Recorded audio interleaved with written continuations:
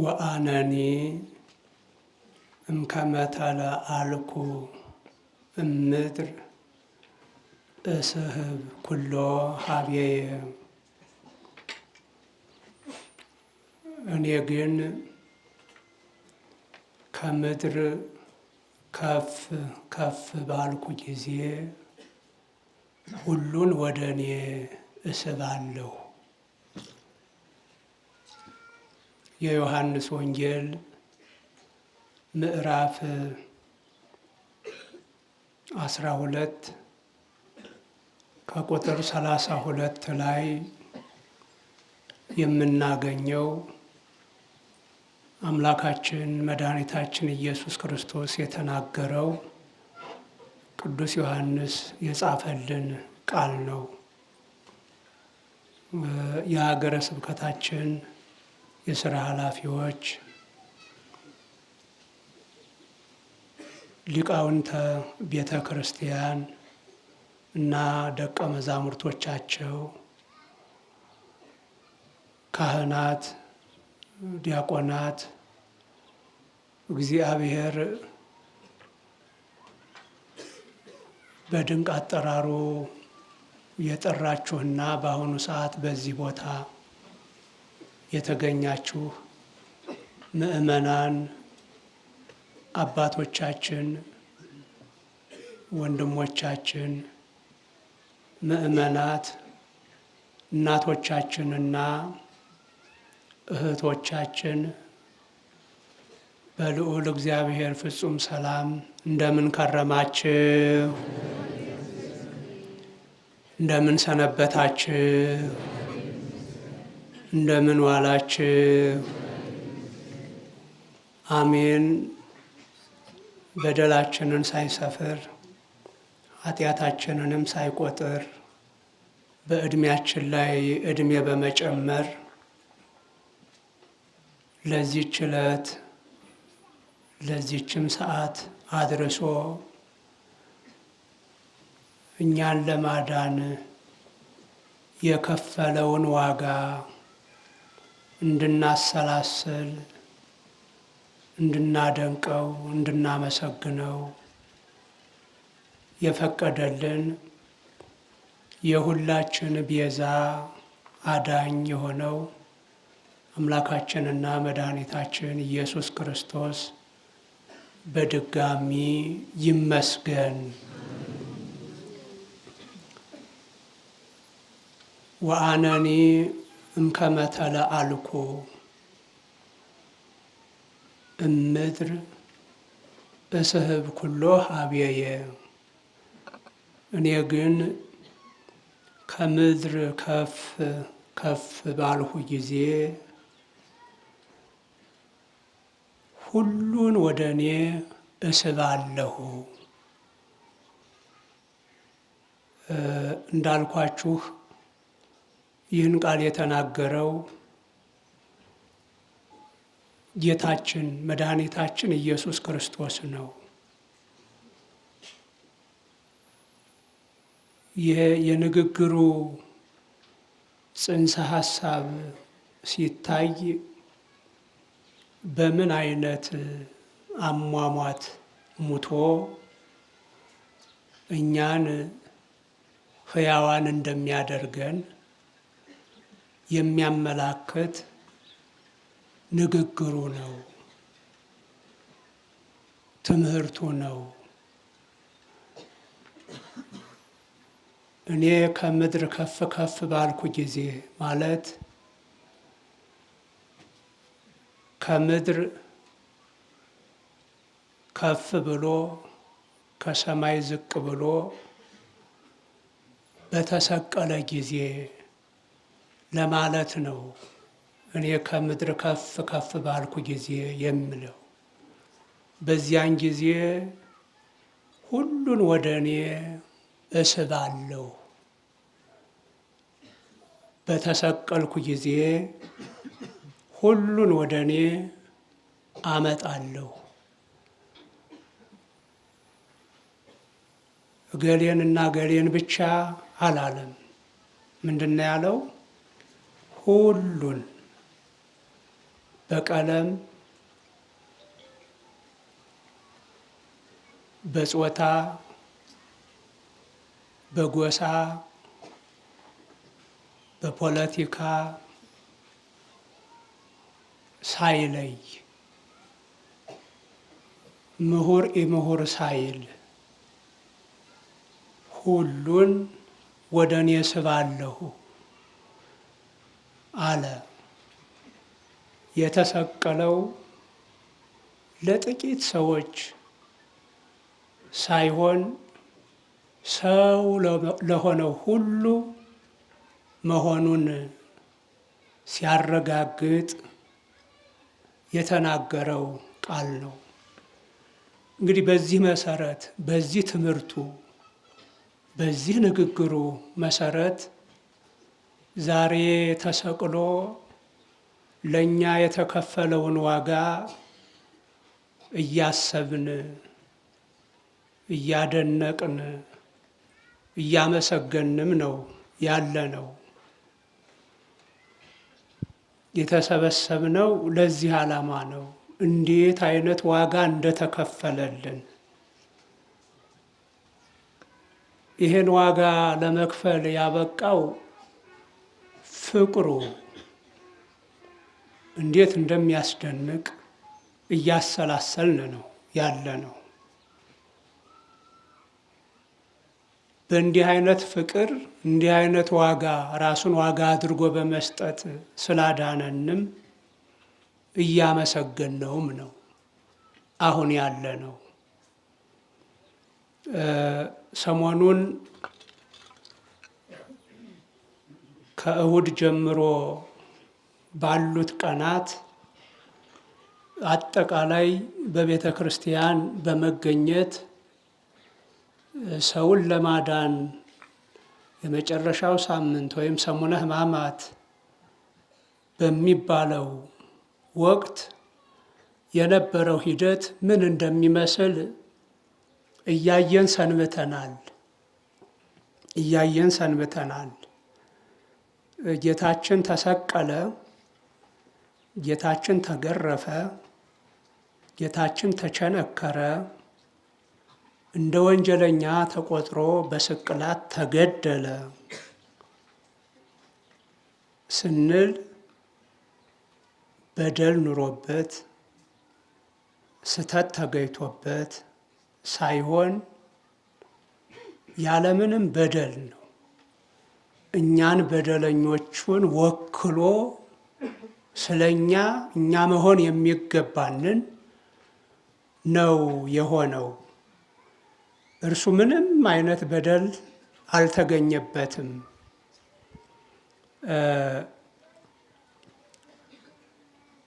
እንደ በደል የተቆጠረበት ለምጽ ማንጻቱ፣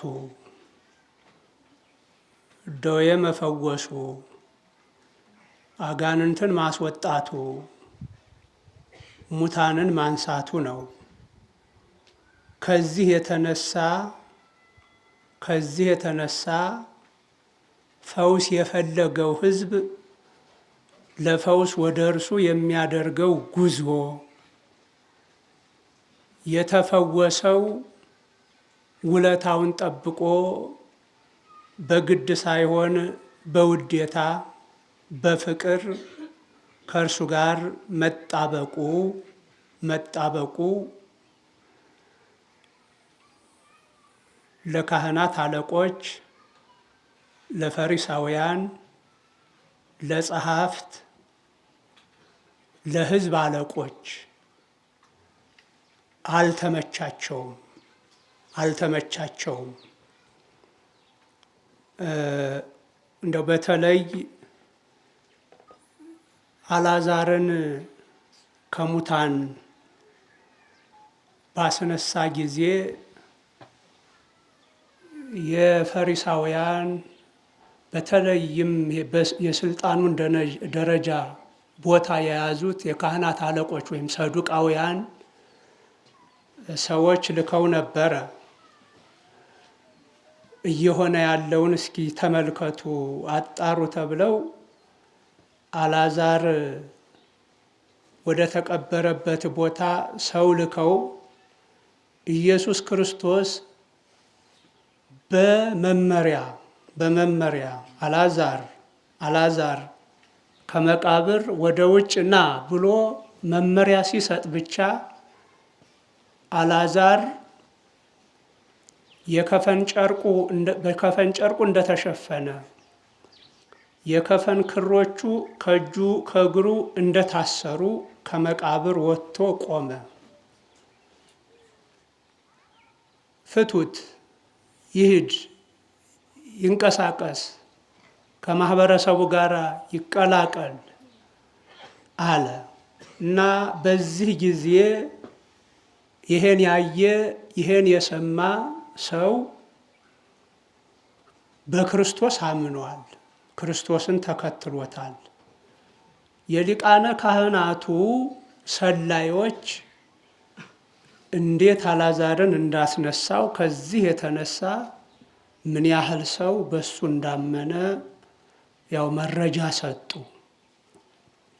በዚህ ጊዜ ብዙ ጊዜ የማይግባቡት ፈሪሳውያንና ሰዱቃውያን የሕዝብ አለቆች አንድ ላይ ሆነው መከሩ ይለናል ቅዱስ ዮሐንስ የዮሐንስ ወንጌል ምዕራፍ 11 ቁጥር 47 ላይ ስንመለከት ወአስተጋብእዎሙ ሊቃነ ካህናት ወፈሪሳውያን ለሕዝብ ወይቤልዎሙ ምንተ ንርእሲ ናሁ ዝንቱ ብእሲ ብዙሃ ትእምርተ ይገብር።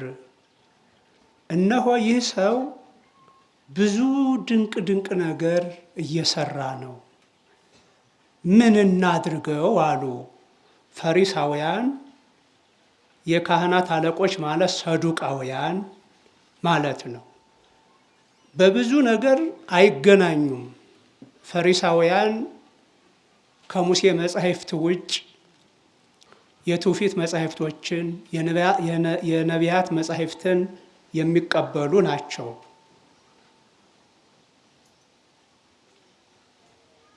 ትንሣኤ ሙታንን መነሳት እንዳለ፣ መቀጣት መሸለም እንዳለ የሚያውቁ ናቸው፣ የሚያምኑ ናቸው። የመላእክትን መኖር የመናፍስትን መኖር የሚያምኑ ናቸው። ሰዱቃውያን ደግሞ ከአምስቱ ከሙሴ መጻሕፍት ውጭ ሌሎችን መጻሕፍት የማይቀበሉ ትንሣኤ የለም ብለው ዓለም ደስታ የሚሆን ሐዘን በዚህ ዓለም ብቻ ነው ያለው ብለው የሚያምኑ የመላእክትን መኖር የመናፍስትንም መኖር የማያምኑ ናቸው። በዚህ ትልቅ አለመግባባት አለ በፈሪሳውያንና በሰዱቃውያን መካከል። በዚህ ቀን ግን እነሱ የተስማሙበት ክርስቶስን አንድ ነገር እናድርግ በሚለው ተግባብተዋል። ስለዚህ ሕዝቡን ሰበሰቡና ብዙ ታምር እያደረገ ነው።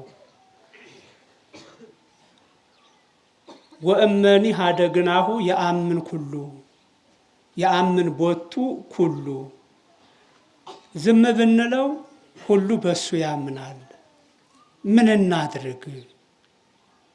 ወይመጽኡ ሰብአ ሮሜ ወይነስኡነ ብሔረነ ወሕዝበነኒ፣ የሮም ሰዎችም ሰው ሁሉ ከተከተለው ይሄ ሰው ሕዝብ እያሳመፀ ነው በማለት መጥተው ሕዝባችንንም ሀገራችንንም ይወስዱብናል።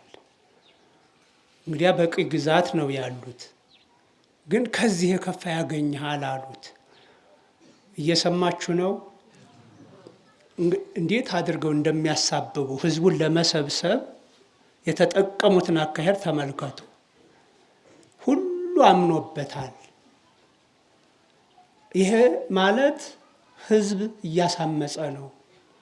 የሮም መንግስት እንዲህ አይነት ነገር ከሰማ አይሁዳውያን ሕዝብ እያሳመፁ ነው በሚል በሱ ምክንያት ሕዝባችንን ይማርካል፣ በአገራችን ላይ እንዳንኖር ያደርጋል እና ምን እናድርግ አሉ። ይህ እንግዲህ አልዓዛር ከሞት እንደተነሳ ነው።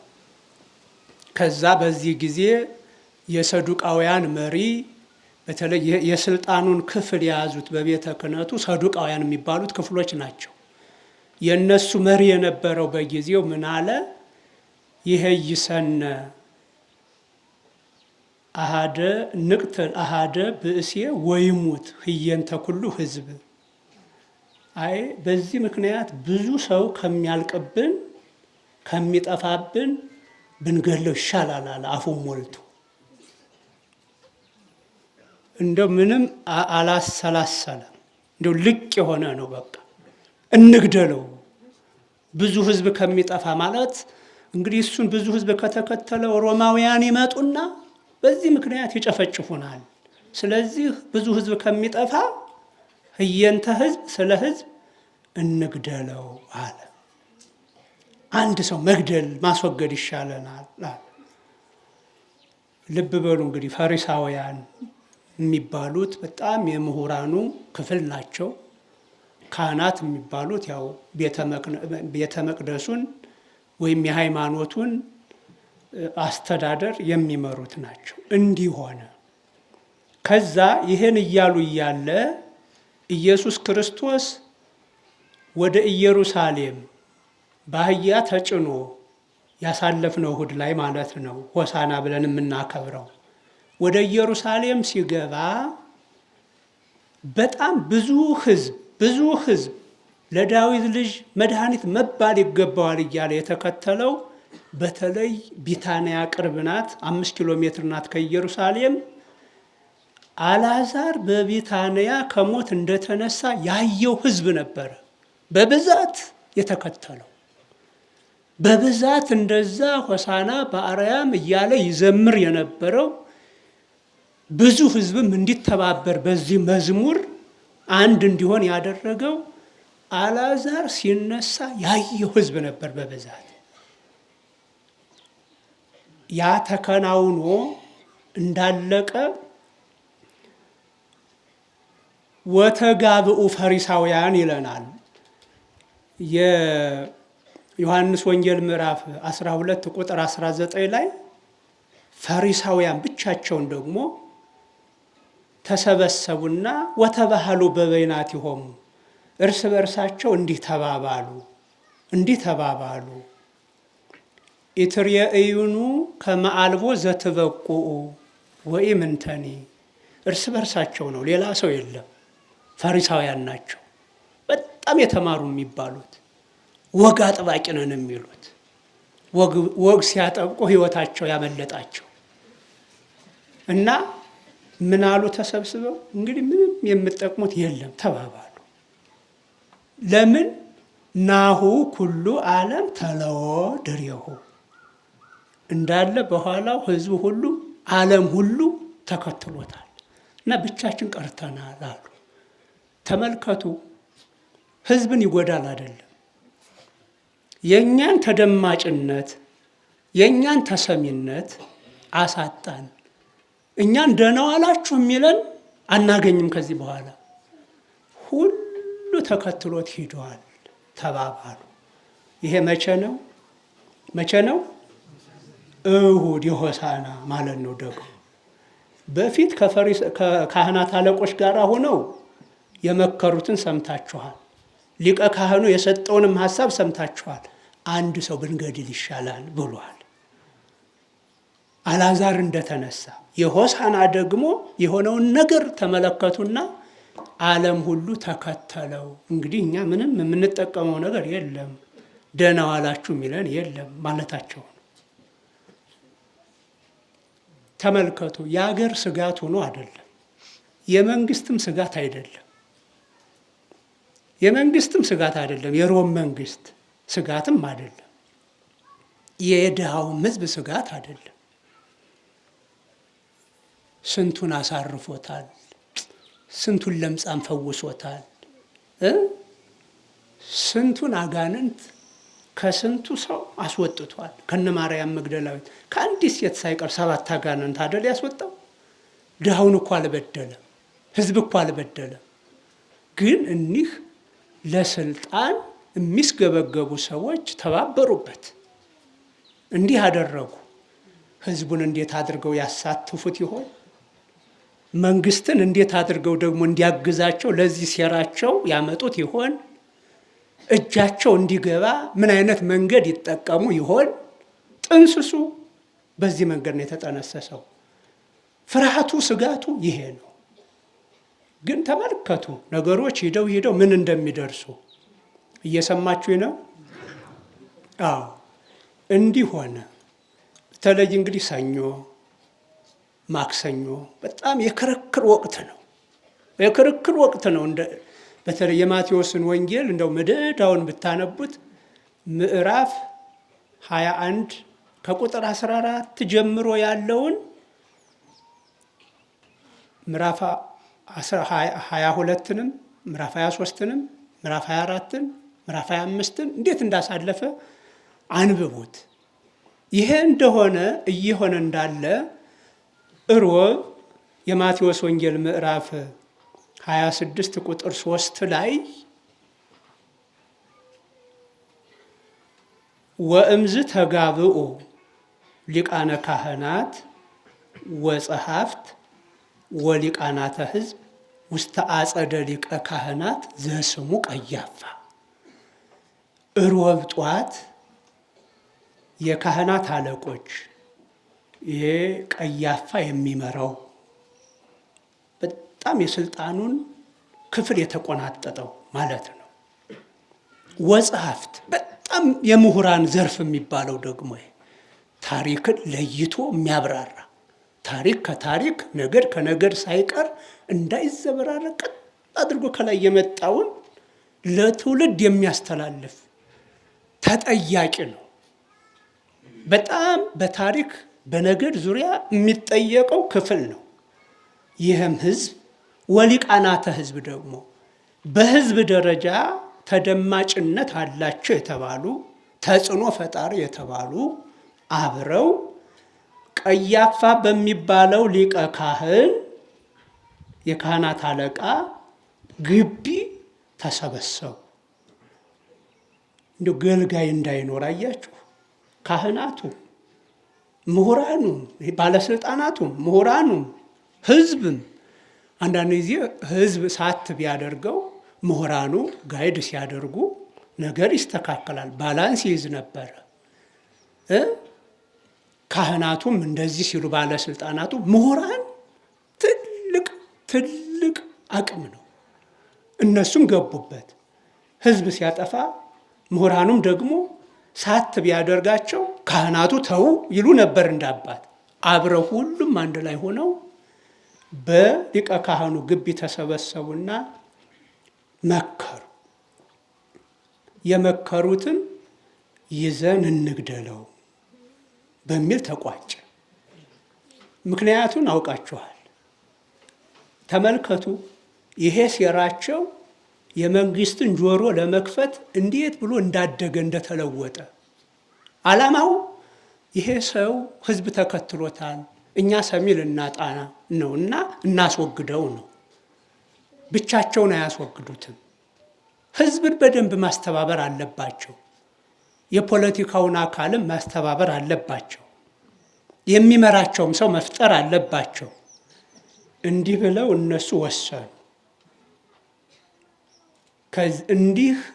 በእንዲህ አይነት እቅድ በእንዲህ አይነት ውሳኔ እንዳሉ የቤት ሰው ሊመራ ተገኘ። ደግሞ የቤት ሰው የውስጥ ሰው ያማን ነው? ያማን ነው? ያ ሰው ማን ነው? ይሁዳ ነው። ይሁዳ ደግሞ አልዓዛር እንደተነሳ ቢታንያ ላይ ግብዣ ተደርጓል። በለምጻሙ በስምዖን ቤት ግብዣ ተደርጎ የአልዓዛር የማረታ እህት ማርያም 300 ዲናር የጨረሰ አልባስጥሮስ በሚባል የከበረ ብልቃጥ በዚያ የተሞላ ናርዶስ ከሚባል ተክል ተጨምቆ የተዘጋጀ ሽቱ አምጥታ በግብዣ ላይ እንዳለ በኢየሱስ ክርስቶስ ላይ አፈሰሰችው እና በዚህ ጊዜ ይሁዳ ቅር አለው። እንደ ጻፉልን እንግዲህ ቅር አለው። ምን አለ? ለምን ጢስ የጥዎ ለዝንቱ እፍረት ለሰለስቱ ምዕት ዲናር ይትወሀብ ለነዳያን አይልም እንዴ? ይሄ ሽቱ ለምን አልተሸጠም? ይሄ ሽቱ ብሩ ለድሆች ይሰጥ ዘንድ በ300 ዲናር ለምን አልተሸጠም? እንዴት ይባክናል? ስንት ድሃ እያለ አለ። ወይ ግሩም! እውነቱን ይሆኑ እንዲህ ይገርማል እኮ። ፈሪሳውያን ስጋታቸው ሌላ፣ ይሁዳ ዓላማው ሌላ። ግን ለድሃ የተጨነቀ አይመስልም? ቢሸጥና ለድሃ ቢሸጥ ብሩ ተለውጦ ለድሃ ቢሰጥ አይሻልም ነበረ አለ። ግን ጥሩ ነው፣ ጠባዩን ያወቀ መረጃ ሰጠን፣ እኛም እንዳንሳሳት። ምን አለን? አብሮ የነበረው ጠባዩን የሚያውቅ ይሁዳ ማን ነው? ወንጌላዊ ዮሐንስ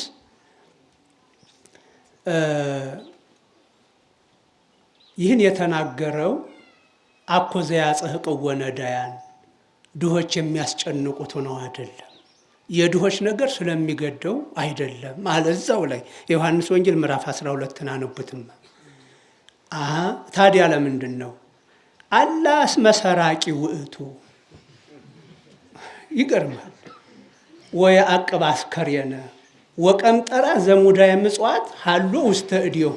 እንዲሁ ይገርማል እኮ ለድሆች ሳንቲም የሚሰበሰብበት ሙዳየ ምጽዋት ሳጥን እንበለው፣ ያ በእጁ ነበር የነበረው፣ ቁልፉም በሱ እጅ ነበር የነበረው። ወይነስም ዘይት ወደይ አይለው እና ለድሆች ሳንቲም ተሰብስቦ ሲገባ ያነሳሳ ነበረ አለ እንጂ ድሆች አያስጨንቁትም፣ አይገዱትም ነበረ። በዚህ ምክንያት ለምንድን ነው ይሄ በ300 ዲናር ያልተሸጠው? በ300 ዲናር ቢሸጥ ኑሮ ለድሃ ቢሰጥ ኑሮ የተሻለ ነበረ። አሁን ከአንድ ሰው ላይ ሽቶ መፍሰሱ ምን ያደርጋል አለ። በዚህ ምክንያት አኩርፏል፣ እሱ አኩርፏል። ስልጣን ፈላጊዎች ሲደመር ገንዘብ ፈላጊዎች ምን እንደሚያደርጉ እዩት። እንግዲህ የነ ፈሪሳውያን የገንዘብ ችግር አይደለም፣ የሰዱቃውያን የስልጣን ችግር ነው። ይሄኛው ደግሞ ያልታደለ ማስተዋል የተነፈገው ይሁዳ ደግሞ ችግሩ የገንዘብ ጥማት ነው። በቃኝን አያውቅም። ሙት እንዲያነሳ፣ ለምጽ እንዲያነጻ፣ አጋንንት እንዲያወጣ ስልጣን የተሰጠው ሰው ሳንቲም ያጣል? አርቆ ለማየት ተመልከቱ። አሁን ስንት ጸጋ ያለው ሰው ሲሰርቅ ይገኛል። እንደው በመንገዱ ቢሰራ እኮ ስንት ጸጋ አለው። ያ ሰው አካላዊ አእምሮአዊ ጉልበቱን ቢጠቀም ከሚሰርቀው በላይ አያገኝም ነበር? ይሰርቃል፣ ይያዛል፣ በፖሊስ ይቀጠቀጣል፣ ይቀራል መንገድ ላይ። የማያስብ ሰው ማለት። አሁን ይሁዳ በዚህ አኮረፈና ሮብ ዕለት ፈሪሳውያን እንደ ሰዱቃውያን ፈሪሳውያን የሕዝብ አለቆች ለመግደል እንደወሰኑ ሰማ። ይገርማል። ከዚያ ብድግ ብሎ ተለይቶ ሄደ። ወእምዝ ሆረ አሃዱ እምአሰርቱ ወክልኤቱ አርዳኢሁ ዘስሙ ይሁዳ አስቆሮታዊ። አስቆሮታዊ የተባለ ስሙ ይሁዳ የሆነ የአስቆሮት ሰው ከ12ቱ አንዱ የሆነው ወደ ሊቃነ ካህናቱ ሄደ። እነዚያ የስልጣን ነገር አስጨንቋቸዋል። እሱ የሳንቲም ነገር አስጨንቆታል። ሄደና ወይቤሎሙ ሚመጠነ ትሁቡኒ እማአገብኦ ለክሙ አላቸው። እሱን አሳልፌ ብሰጣችሁ ምን ያህል ትሰጡኛላችሁ አለ። ወተናገሩ ምስሌሁ አለ። እንዴት ያሳዝናል!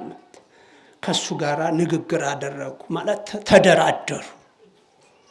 አቤት እነሱ ሊገዙት፣ ይሁዳ ሊሸጠው፣ እነሱ ሊገሉት፣ ገዝተው ሊገሉት፣ ይሁዳ ሊሸጠው ወተናገሩ ምስሌሁ አለ። ከእርሱ ጋር ተነጋገሩ፣ ተደራደሩ። ይህን ያህል ስጡኝ፣ እንዳያንሰኝ፣ ይበዛል፣ ይህን ያህል ተባባሉበት። ማንና ማን? በቃ የአገር ጉዳይ የለም፣ የህዝብ ጉዳይም የለም እዚህ ውስጥ። ተመልከቱ፣ ልብ በሉ፣ ልብ በሉ። የግል ጉዳያቸው ነው እስከዚህ ድረስ። እንግዲህ ይሁዳም ለሳንቲሙ ነው፣ እነሱም ለሹመታቸው ነው። እንዲህ አደረጉ። ከዛ በኋላ ወተሰነአው የሀብወ 30 ብሩረ 30 ብር ሊሰጡት ተስማሙ፣ ውል ፈጸሙ። አይሁድና ይሁዳ ውል ፈጸሙ፣ ተፈራረሙ። እሱ ክርስቶስን አሳልፎ ሊሰጥ፣ እነሱ ደግሞ 30 ብር ሊሰጡት ተስማሙ። እንግዲህ በነገራችን ላይ እግዚአብሔር ከሰጠው ጸጋ አንጻር ሲታይ በጣም ትንሽ ነው፣ በጣም ትንሽ ነው 30 ብር። ግን እንዲሁ ለስግብግብ ሰው እንደ ጊዜው 30 ብር ሲባል ቀላል እንዳይመስላችሁ። በዚህ ላይ ጥናት ያደረጉ ሰዎች 120 ዲናር ነው አሉ። 120 ዲናር ነው። 1 ዲናር በዛ ዘመን አንድ የቀን ሰራተኛ ሲፈጋ ውሎ 8 ሰዓት ሲፈጋ ውሎ የሚከፈለው 1 ዲናር ነው አሉ። እና የ1 ዲናር ደግሞ በመለስተኛ ሆቴል 1 ወር ያገለግላል አሉ። እና ቀላል አይደለም። ከተሰጠው ጸጋ አንጻር ኢምንት ነው እንጂ ለዛ ስግብግብ ሰውኛውን ለሚያስብማ ብዙ ብር አግኝቷል እኮ። ግን ይበላው ይሆን? ይበላል? በእንዲህ አይነት መንገድ የምንሰበስበው ይበላል፣ ይጠቅማል፣ እንኖርበታለን። ሲኖርበት አላየን። በዚህ ሁኔታ ተስማሙ። ከዛሽ ቀን ጀምሮ አሳልፎ ለመስጠት ምቹ ቀን ይፈልግ ነበረ አለ የጻፈው ቅዱስ ማቴዎስ። ምቹ ቀን ይፈልግ ነበር 30 ብሩን ተቀብሎ ክርስቶስን ሊሰጥ። የቤት ሰው እስካሁን አህዛብ አልገቡ፣ ይገርማቸዋል። የሮም መንግስት አልገባ። እዛው አይሁዳውያን ግን የራሳቸውን ሰው አሳልፈው ሊሰጡ ነው። ጠላት ዘው ብሎ አይመጣም እኮ። አሁን እኛን አገር የሀገር ማሰላት እገሌ እኮ ነው፣ ምዕራባውያን እኮ ናቸው። እነማን መርተዋቸው? እነማን መርተዋቸው? ምሁራኑ፣ እናንተ የሀገር ተረካቢዎች፣ ምዕራባውያን እኮ ናቸው። እንዲህ እኮ ናቸው አገራችን እንዲህ የሚያረጓት እንላለን አይደል? እነማን መሩ አትሉ? እነማን አመጧቸውና ሮም ሰቀለው ልንል ነው። የሮም መንግስት ክርስቶስን ሰቀለ ልንል ነው። እነማን መርተው? የቤት ሰው፣ የአገር ሰው ወገኖች፣ የቤት ሰው ገንዘብና ሹመት ፈላጊዎች በአንድ ላይ ሆነው እንዲህ ሆኖ ሮብ ሆነ። ሐሙስ ምሽት ላይ ከምሽቱ 1 ሰዓት ይሁዳ እንደ ጤነኞቹ ቁጭ ብሎ እግሩን ታጠበ። ይገርማል። አቤት ትዕግስት! እግዚአብሔርም አልቀረበትም። መስጠት ያለበትን ለይሁዳ ሰጥቶታል። እግርህን አላጥብህም አንተ ጠላቴ ነህ አላለው። ስልጣን አልሰጥህም አላለው። እንዲያውም ግምጃ ቤት አድርጎታል። ጴጥሮስ ያላገኘውን። ይገርማል። ይህን ሁሉ ቢረሳው ምን ይሆን ነበረ? ምክንያት ያገኝ ነበር። ምንም አልከለከለው። እግሩንም አጠበው። ቆረበ፣ አብሮ ቆረበ እንጂ ደግሞ ስጋውንም ሰጠው፣ ደሙንም ሰጠው። አይገርምም? አልከለከለው። ይሄን ካደረገ በኋላ የቆረበው ሐሙስ ከምሽቱ 2 ሰዓት ነው። አባ ጊዮርጊስ ዘጋስጫ እንዳስቀመጡልን። ከዛ በኋላ ወጥቶ ሄደ። ከ2 ሰዓት በኋላ የለም ይሁዳ ከክርስቶስ ተለየ። ክርስቶስ 3 ሰዓት ደቀ መዛሙርቱን ስለ መንፈስ ቅዱስ መውረድ እየመከረ መቼ 3 ሰዓት?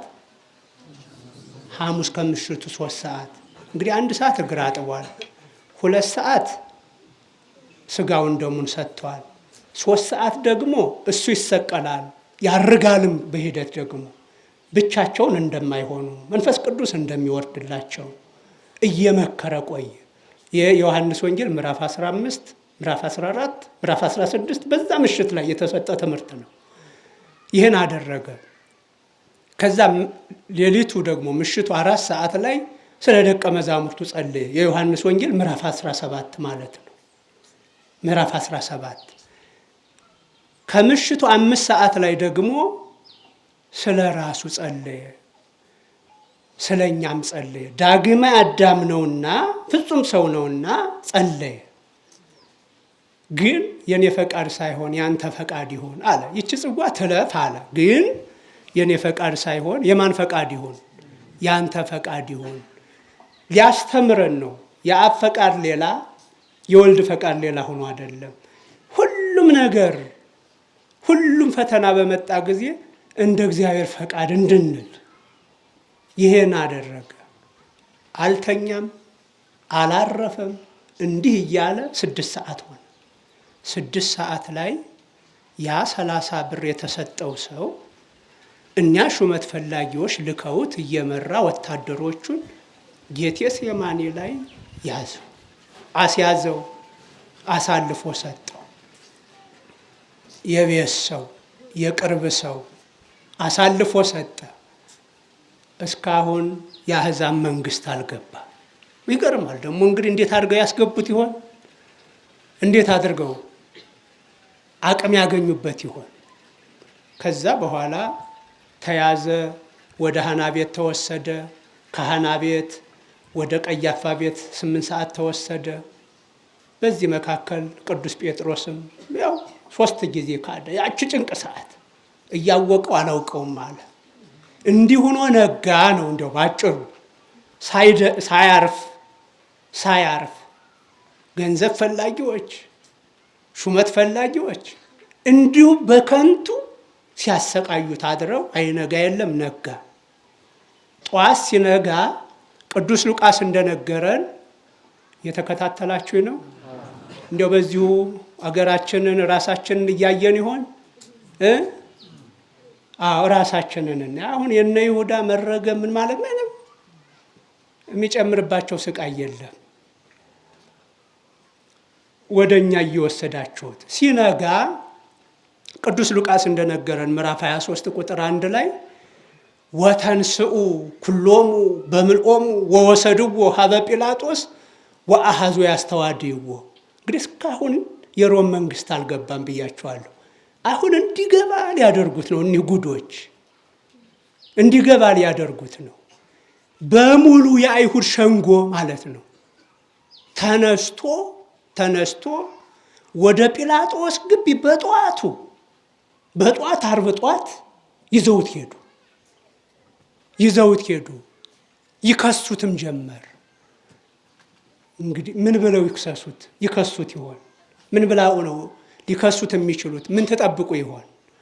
እነሱ ብቻችንን ቀረን፣ ሰው ተከተለው፣ እኛ እንደነው አላችሁ የሚለን የለም ከዚህ በኋላ ነው አይደለም። ቀጥታ ይሄን ብለው የሮም መንግስት ያዳምጣቸዋል ወይ? አዎ ይሄ ሰው ተወደደ፣ ዓለም ሁሉ ተከተለው፣ ብቻችንን ቀረን፣ አንድ አድርግልን ቢሉት ጲላጦስ ታዲያ እኔ ምን ላድርግህ ነው የሚለው። እንደሱ አታስተምርም፣ እንደሱ አትፈውስም ነው አይደል ሊለው የሚችለው። አዎ ስለዚህ የሮም መንግስት ጆሮ እንዲከፈት ሐሰት መፈብረክ አለበት አይደል እንዴ? እና ሄዱና ምን አሉ? ወይ ትዝብት እናንተ እንደው አይገርምም?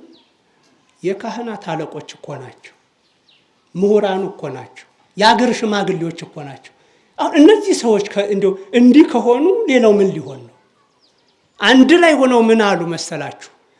ረከብናሁ ለዝንቱ እንዘ የአልዎሙ ለሕዝብነ ወይከልኦሙ እየሃቡ ጸባይተ ለቄሳር ወይሬሲ ርእሶ ክርስቶስሃ ንጉሠ እስራኤል። ይሄን ሰው እንዲህ ሲያደርግ አገኘ ነው አሉ። ምን ምን ሲያደርግ? ህዝብ ሲያሳምጽ፣ ለሮም መንግስት ግብር እንዳይከፍሉ ሲከለክል። ይች ናት የሮምን መንግስት የምታነቀው ይች ናት ነው እንዲህ የሚለው ባለስልጣኑ። ዳኛው በዚህ ነው።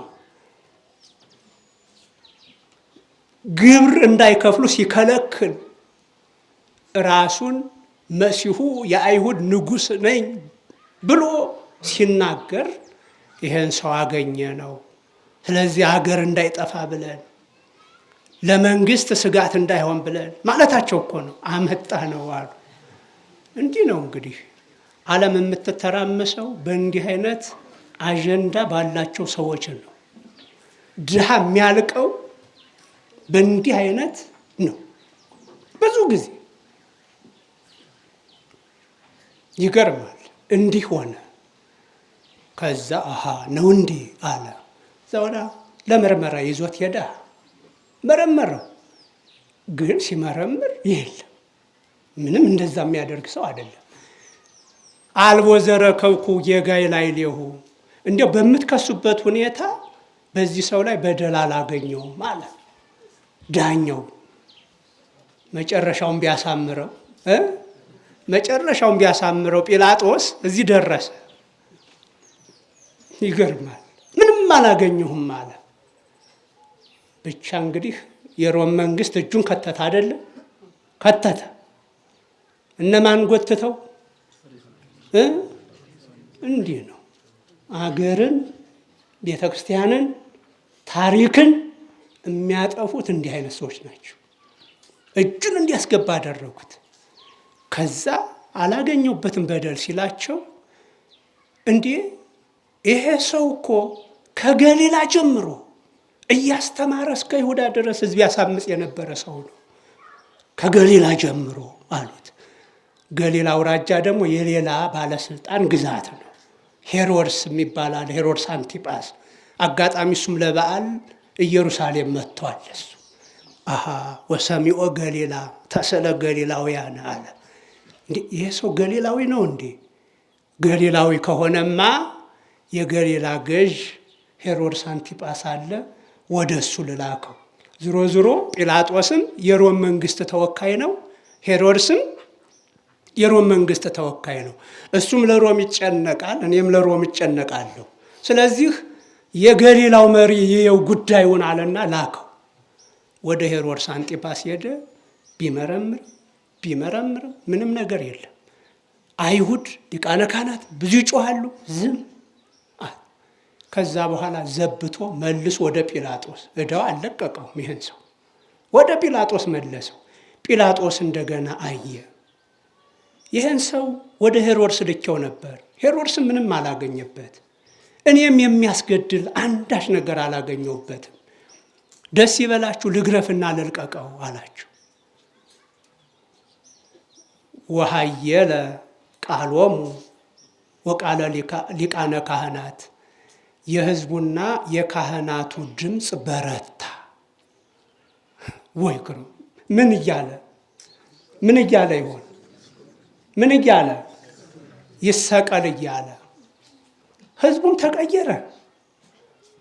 ተቀየረ። እንግዲህ ጥቂት የግል አጀንዳ ያላቸው ሰዎች እንደምንም አድርገው አጀንዳውን ያገር አደረጉት። ወይ ግሩ! እንዴት ህዝብ ተቀየረ እናንተ!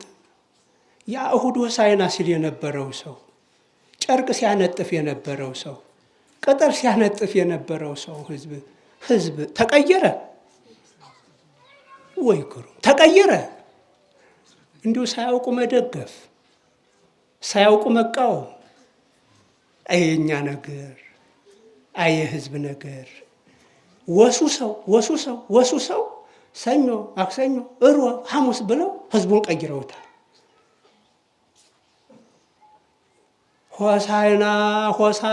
ሆሳዕና እያለ በጮኸበት ይሰቀል አለ። ደግሞ ዛሬ እንዲያው ጥቂት ሐዋርያት ፈርተውም ቢሆን ሐዋርያት ናቸው መድኃኒት እንዳሉ ያሉት እና ጥቂት ቅዱሳት አንስት ሌላው ግን ተቀይሮ ሆሳና ለዳዊት ልጅ ሆሳና መባል ይገባዋል ያለው ተቀይሮ ዛሬ ይሰቀል ይሰቀል ይሰቀል የሚለው ድምፁ በረታ። ከዛ ጲላጦስ ለሶስተኛ ጊዜ ችሎት ላይ ተቀመጠ። ቢያገላብጥ ምንም በደል አላገኘበትም። ምንም በደል አላገኘውበትም። ይልቁንስ በበዓል አንዳንድ እስረኛ የመፈታት ልማድ አለ እና በበዓል አንድ እስረኛ የመፍታት ልማድ አለና ልፍታላችሁ፣ እሱን ልፍታላችሁ በርባንን የሚል ሰው መጣ። እሺ ከበርባን ከኢየሱስ የትኛውን ልፍታላችሁ? አንድ ሰው ልፈታ እፈልጋለሁ አለ። ምን ሊል ነው እንግዲህ? በርባን የታሰረው ዘበቀቲለ ነፍስ ወበገቢረ ሀከክ በውስተ ሀገር ተሞቃ ነው ያሉ። በነፍስ ግድያ ወንጀል ተመስክሮበት የተፈረደበት፣ በሀገር ላይ ሁከት በማንሳት ተመስክሮ የተፈረደበት ነው። ማን? ኢየሱስ ክርስቶስስ ምንም አገር አረጋጋ እንጂ እንዲሁ እኮ የገደለ ይፈታ፣ ያዳነ ይገደል፣ አልዓዛርን ከሞት ያስነሳው ይገደል፣ ሰዎችን የገደለው ደግሞ ይለቀቅልናሉ። አያችሁ፣ ያ ተራ ሽፍታ ቢነሳ የቀያፋን ስልጣን አይወስደውም፣ ስጋት አይሆንም። ያ ተራ ሽፍታ ቢነሳ የጸሐፍት የፈሪሳውያንን ተሰሚነት ምን ይከለክላል? ያው እንደፈለገው ይረብሻል አገር። ምን ቸገራቸው አገር ቢረበሽ? ይገርማል እኮ። በርባንን ፍታልን፣ ኢየሱስን ስቀልልናል። እንዲህ ሆኖ ተናገሩ። እረ በፍጹም ይሄ ሰው ለሞት የሚያበቃ ነገር የለውም አሉ። አይ እማ አይኸውኮ ለዝንቱ ኢኮን ከአርኮ ለቄሳር አሉት። አቤት የማያፈናፍን ነገር አመጡበት። ይህን ከለቀቅከው የቄሳር ወዳጅ አይደለህም ማለት ነው አሉት። እኔ ሴረኞች፣ እኔ መሰሪዎች። ጲላጦስ እንግዲህ የሮሙ መንግስት ተወካይ ሆኖ ነው ይሁዳ ላይ ያለው፣ ሰሜን ደቡብ እስራኤልን እያስተዳደረ ያለው። ይህን ሰው ከለቀቅከው፣ ይሄ ለቄሳር ግብር እንዳይከፈል ሲከለክል የነበረውን ከለቀቅከው የቄሳር ታማኝ ባለስልጣን አይደለህም ማለት ነው አሉት። ይሄ እንግዲህ ከእንጀራ ብቻ ሳይሆን ከህይወት ያፈናቅላል አይደል? በዚህ መጣችሁብኝ። እጁን ታጥቦ እንግዲህ እንኳን አይጎድ ድሃ እንዲህ ነው፣ ንጹህ ሰው እንዲህ ነው በቃ የሚያልቀው ማለት እኮ ነው። እጁን ታጠበ። እኔ ከዚህ ሰው በደል ንጹህ ነኝ፣ እንግዲህ እንደወደዳችሁ አድርጉት ብሎ ሙልጭ አርጎ ገርፎ፣ የግፍ የተገረፈ ሰው አይሰቀልም ነበር። ላያድነው መግረፉ፣ ከመስቀል ላያድነው ገርፎ እጁን ታጥቦ እንኩ እንደፈለጋችሁ አድርጉት አይላቸው። ወይ ዳኝነት፣ ወይ ዓለም ምሁራን፣ እናንተ ህግ ተማሪዎች ተመልከቱ፣ ታዘቡ፣ የምትማሩትንና የሚሆነው ጲላጦስ እየሰራ ያለውን ተመልከቱ፣ እናንተ የምትማሩትንም ተመልከቱ። አደል ምሁራን፣ የምታስተምሩንንና የሚሆነውን ነገር ተመልከቱ። የምታስተምሩትን ሁናችሁ ጲላጦስን ለማስናቅ እንድሰሩ ኢትዮጵያ ትፈልጋለች፣ ቤተክርስቲያን ትፈልጋለች። እናንተ የህግ ተማሪዎች ጲላጦስን እንድታስንቁ። ዛሬም አለ ጲላጦስና የለም አለ። በሆነ ነገር ጫና ሲደረግበት ቃሊቲ ወዘተ ቅሊንጦ ይከተዋል። የሆነ ነገር ጫና ሲያድርበት እናንተ ብትሆኑ ምን ትሉ ይሆን? በፍጹም ህጉ ይሄ ነው፣ ይሄ ሰው ለሞት የሚያበቃ ነገር የለውም፣ ነፃ ነው ትሉ ይሆን? እንግዲህ ለዚህ ነው እየተዘጋጃችሁ ያላችሁት። ምን እንደምትሉ እናንተ ወቁት። ምሁራን እንዲህ አደረጉ፣ ተወሰነበት። ወይ ግሩም! በእንዲህ አይነት ሁኔታ የቤት ሰው ወሱሶ ለመንግስት ሰጠው። ለመንግስት ሰጠው። የግል ችግር ያለባቸው ሰዎች የመንግስት ነው የሀገር ነው ጉዳዩ አሉ። እንዲህ አድርገው አሳልፈው ሰጡት። እዚህ በኋላማ ምን ያልሆነው ነገር አለ? ተያዘ ሊትወስጥራ ላይ። ከዛ በኋላ ከዛ ፈቀቅ እንዳለ ጣሉት፣ መንገድ ላይ ጎተቱት። ሁለተኛው ምዕራፍ። አንደኛው ምዕራፍ የተያዘበት የተፈረደበት ነው፣ 14ቱ ሕማማተ መስቀል ከሚባሉት። ከዛ አለፍ ብሎ መሬት ላይ ጥለው ጎተቱት። ሁለተኛው ምዕራፍ። ከዛ ሶስተኛ መስቀሉን ተሸክሞ የተወሰነ እንደተራመደ ከመስቀሉ ክብደት የተነሳ እስከ መስቀሉ ወደቀ። አቤት ግፍ! አቤት ግፍ! በዛ ዘመን የሚሰቀል ሰው የሚሰቀልበትን እንጨት ይዞ ወደ መስቀል ቦታ መሄድ አለበት። እንዲህ አድርገው እነ ይሁዳ ሰጡት፣ እነ ቀያፋ ሰጡት። ያርፉ ይሆን? ይሁዳ ሳንቲሙን ይበላው ይሆን? ሎቱ ስብሐት። ሁሉ የእሱ ሆኖ ሳለ ስለኛ ራሱን ዝቅ አደረገ፣ አዋረደ፣ ድሃ ሆነ፣ ኃይሉን ሰበሰበ፣ ወደቀ። አራተኛ ምዕራፍ የሚባለው እመቤታችን ሰውነቱ በደም በላብ ተውጦ ያየችበት ስፍራ ነው። አትሄጂም ተብላ አጋጣሚ እሷ ባለችበት መንገድ ልጇ ሰውነቱ በደም ተጠምቆ ላበቱ እየፈሰሰ አየችው። እናት ናትና ያውም የሴት ልብ በዛው ላይ እናትነት ምን እንደተሰማት አስቡ። ሁሉን ወደ እሱ ለመሳብ እንዲህ እየሆነ ነው። ይህን እንዳትረሱት ግን ሁሉን ወደ እሱ ለማምጣት እንዲሆነ። ከዛ ጉዞ አደረገ። እመቤታችን ጋር ተለያይቶ ጉዞ አደረገ። አንድ ተራ ሰው ስምዖን የሚባል ከቀሬና ቆላ ውሎ ሲመጣ እና የት ውለህ ነው ዛሬ ከእኛ ጋር ካድማው ሳትገኝ ተባለና እና መስቀል ተሸክም ተባለ። ይገርማል። እሱም ተሸክሞ የተወሰነ ተራመደ። አምስተኛ ምዕራፍ የሚባለው ይሄ ነው። ስድስተኛ ምዕራፍ የሚባለው የጲላጦስ ባለቤት እንግዲህ ሊቃውንቱ እንዳሉን ደርታ መካራ የሚባሉ የማይናገሩ ልጆች ነበሯቸው። በዛን ቀን ግን ንጹሕ ደም አሳልፎ ለሚሰጥ ለአባታችን ለባልሽ ወዮለት ብለዋታል። እሷም ህልምም አይታለች። ልካበት ነበረ።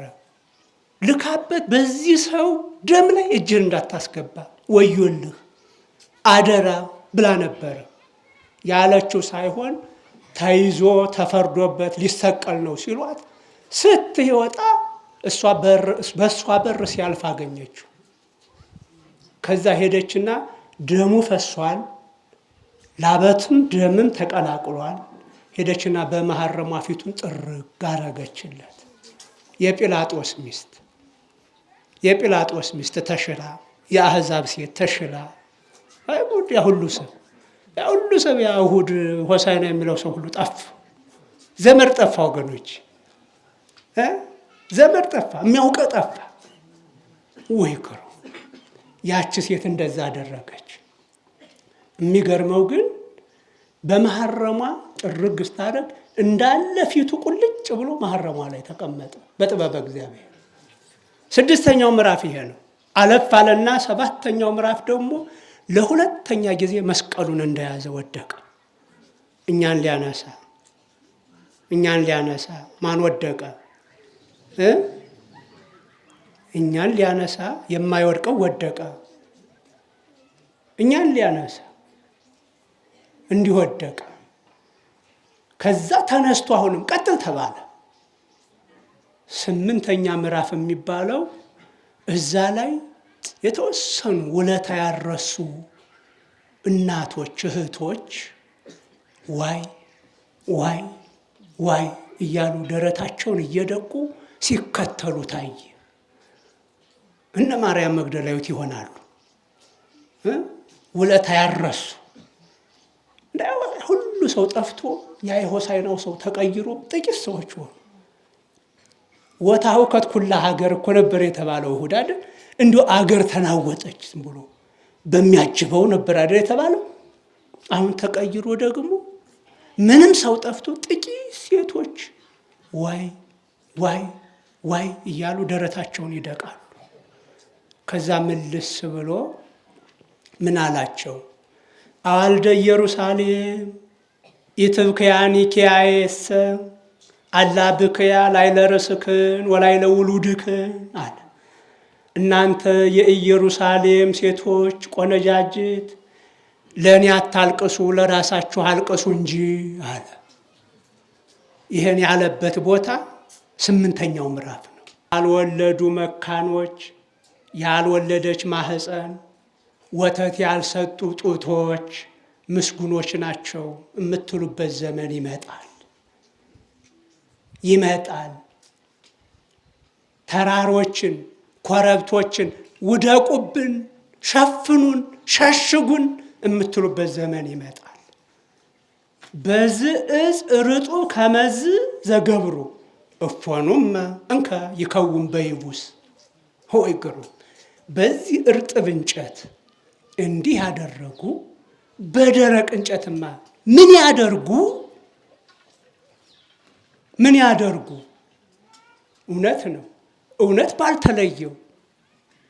ባልተለየው ፍቅር ባልተለየው በክርስቶስ ሰውነት ይህን ያህል መከራ ሮማውያን በሐሰት ተቀብለው ካደረሱ በ70 ዓመተ ምህረት እኔን እንዲህ አድርጋችሁ የሰቀላችሁትን እናንተንማ ምን ያደርጓችሁ ይሆን ማለት እኮ ነው።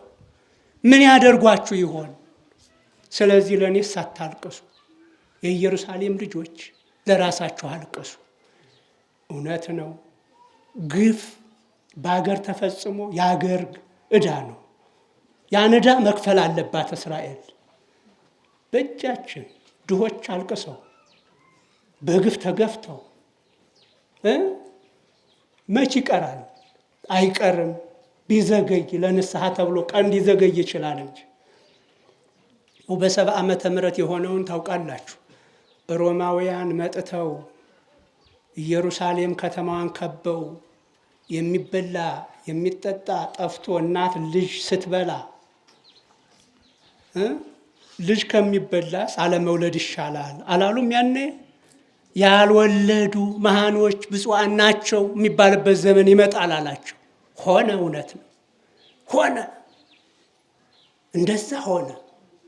ከዛ በኋላ በራብ የደከመው ህዝብ 11,000 ህዝብ ሞተ። 11,000 ህዝብ። እዛ በኋላ ጥጦስ ወታደሮቹን ይዞ ቢገባ ማን ይዋጋው? ራብ ወግቶት ቀድሞ እጅ አደረገው ዝም ብሎ በተኛበት። ደሙ በእኛና በልጆቻችን ይሆን አሉ እንደ ቀልድ ደሙ በእኛና በልጆቻችን ላይ ይሁን አሉ እንደ ቀልድ። ሮማውያን ታዲያ መጡና አጨዷቸዋ በሰይፍ። ዮሴፍ ወልደ ኮሬዎን የራሳቸው ጸሐፊ በዘመኑ የነበረው 1,100,000 ህዝብ ነው ያለቀው ያኔ። አገርም ያን ጊዜ ከፈረሰች 1900 ዓመት ቆይታ ይኸው በ1948 ነው አሁን እንደ ሀገር ተቆርቆራ እስራኤል እየታገለች ያለችው። ዙሪያውን ጠላት በዝቶባት መከራ የምታየው መድኃኒቷን ሰቅላ እኮ ነው። መድኃኒቷን ሰቅላ እንዲሆነ ይሄ 8ኛው ምዕራፍ ላይ ነው። 9ኛው ምዕራፍ ደግሞ ለ3ኛ ጊዜ መስቀሉን እየወደቀበት ነው። በዚህ መንገድ ነው እኛን የሳበን ወደሱ፣ እኛን የሰበሰበን ወደሱ፣ የሰው ልጆችን ሁሉ ለመሰብሰብ እንዲሆን። 10ኛው ምዕራፍ የሚባለው ከከርቤ ከሐሞት ከወይን የተዘጋጀ መጠጥ አለ። ብዙ ጊዜ በስቅላት ለሚቀጡ የኢየሩሳሌም ሴቶች የሚያዘጋጁት ነው። ያን ከጠጡ መከራውን አይሰሙትም። ብዙ ጊዜ አሁን ሰው ሲበርደው አረቄ ጠጣ ይባላል። እንደ ሬሳ እኮ እያደረገው ነው አይደል? በቃ እዛ ብርዱ አይሰማውም። በቃ ሰውነቱን አደንዝዞታል። በቃ ሬሳ አድርጎታል ማለት ነው። እና ልክ ከርቤ ከሚባለው ከሌሎችም ከሐሞትም ከምንም አደባልቀው አዘጋጅተው ለሚሰቀሉ ሰዎች ይሰጣሉ። በሽያጭ ይሁን በስጦታ አልተጻፈም፣ አላገኘሁትምና ብቻ ይሰጣሉ። ያን ይጠጡና የሚሰቀሉት ሰዎች መከራውን አያውቁትም። ለኢየሱስ ክርስቶስም ይህን ሰጡት፣ ያን ጠጥቶ መከራ እንዳይሰማው። እሱ ግን አላደረገው። ቀምሶ ጎርጎጭ አድርጎ ተፋው። ምንም ነገር ሳያደነዝዘው እያወቀ እያመመው እኛን ለመፈወስ ሊሰቀል ነው። ይሄ 10ኛው ምዕራፍ ይሄ ነው። 11ኛው ምዕራፍ የሚባለው መስቀሉ እስከዛ 2 ነበረ፣ አልተያያዘም ነበረ። በገመድ ምናልባት ለሸክም ያህል ካያያዙት እንጂ ገና በምስማር አልተያያዘም ነበር።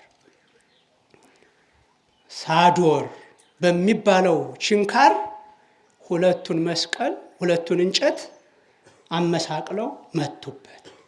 ሳዶር በሚባለው አያያዙት። ይሄ 11ኛው ምዕራፍ የሚባለው ነው። ከዛ በኋላ ኢየሱስ ክርስቶስን አጋደሙት እንጨቱ ላይ። ከእንጨቱ ክንፍና ክንፍ ቀኝ እጁንና ግራ እጁን ዘረጉ። እንጨትና እንጨቱን በየትኛው ምስማር አያያዙት ብለናል? ሳዶር በሚባለው አንደኛ ማለት ነው ብለዋል አባ ጊዮርጊስ ዘጋስጫ። በሮም በላቲን ቋንቋ ሳዶር ማለት አንደኛ ማለት ነው። በአንደኛው ምስማር እንጨቱና እንጨቱ ነው የተያያዘው። ቀጥሎ ምንድን ነው?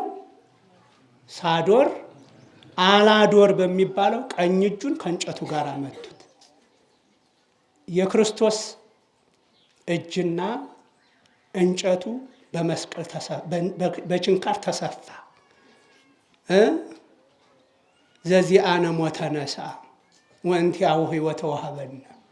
እንዲህ ተሰቃይቶ ሕይወትን ሰጠን። አያችሁ፣ ሳዶር አላዶር ዳናት በሚባለው ደግሞ ግራ እጁን የምታዩት ግራ እጁን ከእንጨቱ ጋር ሰፉት።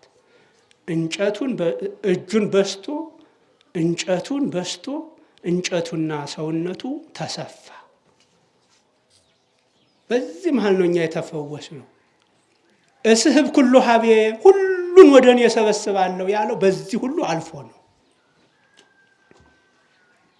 ሳዶር አላዶር ዳናት አዴራ በሚባለው ደግሞ 2 እግሩን በጣም ትልቅ ምስማር ነው። 2 እግሩን አነባብረው መቱት። 2 እግሩን ቀዶ አልፎ ከእንጨቱ ጋር የተሰፋው ምስማር ነው። ከዛ በኋላ አያያዙት፣ ብድግ አደረጉና አቆሙት። ላዩ ላይ ደግሞ ሮዳስ በሚባለው ምስማር እዚች ላይ እያያችኋት ነው አላት። ምን አላት? ላይ ጽሑፍ አላት። አዎ፣ ጽሑፏ በ3 ቋንቋ፣ በአገሩ ቋንቋ በዕብራይስጥ፣ ዓለም አቀፍ በሆነው ቋንቋ በጽር ወይም በግሪክ፣ የገዦቻቸው ቋንቋ በሆነው ደግሞ በሮም ቋንቋ ኢየሱስ ናዝራዊ ንጉሠ አይሁድ ተብሎ ተጻፈና ያቺ ብራናዋ ሮዳስ በሚባለው ምስማር ከጭንቅላቱ ላይ አሁን እንደምታዩት ተሰፋባት። እንደዛ አድርገው ሰቀሉት። እንደዛ ተሰቃየኛን ሊሰበስብ ምእመናን። እኛ አሁን እንደዚህ የተሰበሰብነው በዚህ መከራ ነው። እኛ የዳንነው በዚህ መከራ ነው። እኛ ነፃ የወጣ ነው በዚህ መከራ ነው ምእመናን። እንዲሁ ነው የተሰቀለው። እዛም ላይ ሆኖ አባት ሆይ ማራቸው፣ ዛሬ ከኔ ጋር በገነት ትኖራለህ፣ እናትህ እነኋት፣ ልጅሽ እነሆ። እንደ እኛን ጉዳይ ነው የያዘው። መስቀልም ላይ ሆኖ ይቅር በላቸው ይላል። አሁንም የሰው ጉዳይ ነው። እሱን እኮ እያዳመጠ አይደለም፣ አያዳምጥም። በመስማር እኮ ነው። በሻሽ እኮ አይደለም ከእንጨቱ ጋር የታሰረው። በሻሽ በጨርቅ አይደለም እኮ። ዙፋን ላይ እኮ አይደለም ያለው፣ መስቀል ላይ እኮ ነው። አባቶ ይቅር በላቸው። ሽፍታው ደግሞ ያችን የባከነች ሰዓት እየተጠቀመ አቤቱ በመንግስት አስበኝ፣ አቤቱ በመንግስት አስበኝ አዳመጠው። ቁስሉን ሳያዳምጥ ሽፍታውን አዳመጠው። ዛሬውኑ ከኔ ጋር በገነት ትኖራለህ የሚል ውሳኔ ሰጠ፣ ወሰነ። አማላጅ አይደለም፣ ፈራጅ ነው። ይኸው እየወሰነ እኮ ነው፣ እያማለነ ነው እንዴ? ይኸው ዛሬውኑ ከኔ ጋር ትኖራለህ ብሎ ወሰነ። ምን ላይ ሆኖ? መስቀል ላይ ሆኖ በችንካር ተቸንክሮ የእሾህ አክሊል ተደፍቶበት። እኛ እኮ እንዴት ክቡራን ነን እናንተ! እንዲህ ሆነልን እግዚአብሔር። የእግዚአብሔር ልጅ እንዲህ ተሰጠልን እኮ ለክቡሩ ለሰው ልጅ እኮ ነው እንዲህ ሆነለት። ይሄ ብቻ ይበቃዋል እንዴ? እናቱን ከመስቀሉ ስር አያት። ያ የሚወደውን ደቀ መዝሙርም አየው። እናትህ እነኋት ልጅሽ ይኸው አለ። አረካከበን። በዮሐንስ አማካኝነት እናት ሰጠን። በዮሐንስ አማካኝነት ሁላችንንም እናት ትሆነን ዘንድ አረካከበ። ቀራንዮ ብዙ ልጅ ሰጣት። ቤተልሔም ያገኘችው አንድ ልጅ ነው። አንድ ልጅ ኢየሱስ ክርስቶስን ነው። የአንዱ ልጅ ቀራንዮ ላይ ደግሞ ዓለምን ሁሉ ሰጣት። በዚህ ሁሉ ምን እያደረገ ነው? ምን እየሰራ ነው? ሰው እየሰራ ነው። ሰው እያዳነ ነው። እንዲህ ሆኖ ተላልፎ ተሰጠ፣ ሞተ፣ እኛ ዳን። እንዲህ ሆኖ ሁሉን ሰበሰበ። ለሁሉ ነው እንዲህ የሆነው፣ ለገሌና ለገሌ አይደለም። በጾታ አለየን፣ በቋንቋ አለየን፣ በፖለቲካ አመለካከት አለየን፣ በጎሳ አለየን፣ በዜግነት አለየን፣ በቀለማችን አለየን። ለሁላችንም እንዲህ ሆነልን። ይሄ ቀን ምን ክቡር ቀን ነው! ይሄ ቀን ምን አይነት ቀን ነው! ሰው ሁሉ ነፃ የወጣበት ቀን፣ ሰው ሁሉ ወደ ክርስቶስ የመጣበት ቀን። እስህብ ኩሉ ሀቤ፣ ፍቅሩ እኮ ነው የሚስበው። እንደው አባት ሆይ ይቅር በላቸው። አይስብም ወይ? በግድ አልሳበንም፣ በግድ አልጠራንም። አባት ሆይ ይቅር በላቸው የሚለው ፍቅሩ ሳበን። ዛሬውኑ ከኔ ጋር በገነት ትኖራለህ የሚለው ፍቅሩ ሳበን። ይሄ ሰበሰበን። ምእመናን፣ እንዲህ የተደረገልን፣ እንዲህ አይነት በጎ ስራ ለኛ የተሰራበት፣ እንዲህ አይነት ክፉ ነገር በክርስቶስ ላይ የተደረገበት የተሰራበት ቀን ነው። እሱ ተሰቃየ፣ እኛ እፎይ አልን። እሱ ተሰቃየ፣ ገነትን ከፈተ። እሱ ተሰቃየ፣ ሲኦል ተበረበረች። ወገኖቻችን ወጡ፣ ወደ ገነት ጎረፉ። ለእኛም ተከፍቶልናል በሩ፣ አልፈልግም ካላልን በስተቀር። የ5500 ዘመን የተዘጋው በር አሁን ክፍት ነው። እገባለሁ ያለ ይገባል፣ አልገባም ያለ ያው ሌላ ደግሞ አለ ያልተዘጋ። ገነትን ሲከፍት ያልዘጋው ደግሞ ሌላ በር አለ፣ ሲኦል አለ። ገነት ሲከፈት ክፍት ነው፣ እሱም ክፍት ነው፣ እንደ ምርጫችን ማለት ነው። ይሄን እድል ይሄን ፍቅር የማንጠቀምበት ከሆነ ሲኦልም ክፍት ነው። ይሄን ፍቅር ከተጠቀምንበት 5500 ዘመን ተዘግቶ የነበረው አዳምና ልጆቹ እያመሰገኑበት እየቦረቁበት ያለው አገር ገነት ክፍት ነው። በደሙ መፍሰስ በስጋው መቆረስ ገነትን ከፈተልን። ወስብሐት ለእግዚአብሔር።